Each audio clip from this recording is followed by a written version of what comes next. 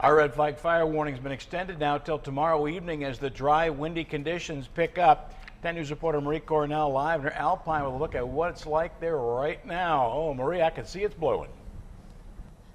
That is right, Bill. Once we got to this rest area right near the 8, just past Alpine, it has been consistently windy. In fact, you can see my hair all over the place, and you can see just the wind moving things around, making it difficult for those to drive and work in it. That's what it sounded like near Alpine as wind gusts whipped things around. You could see branches swaying. If it wasn't locked down, it was moving around. A high wind sign was set out along the 8 to remind drivers to be careful, especially those behind big rigs and RVs.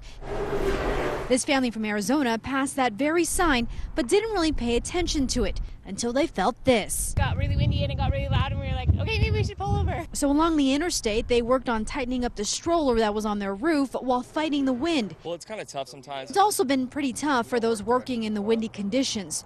John Mitzel works for a cable company. He says once the winds kick up, things can get dangerous. The pole's moving back and forth. You know, sometimes you can get a little bit nervous, but for the most part, it's not too bad.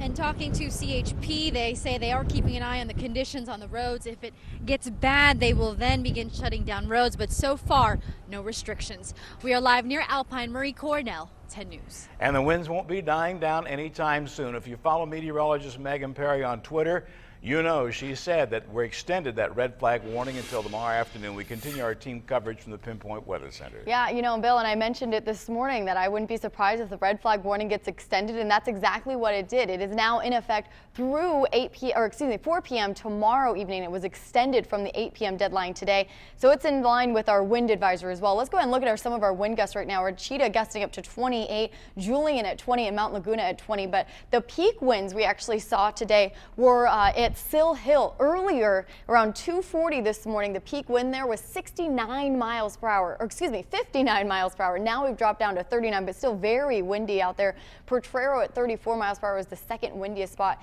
in the county right now. That wind advisory lasts until 4 p.m. tomorrow. The winds are easing right now. The peak was this morning. Now, as we head into tonight, into tomorrow morning, we're going to see a secondary weaker peak, and I'll talk about the threats we're going to expect with that in your full forecast a little later. Virginia? All right,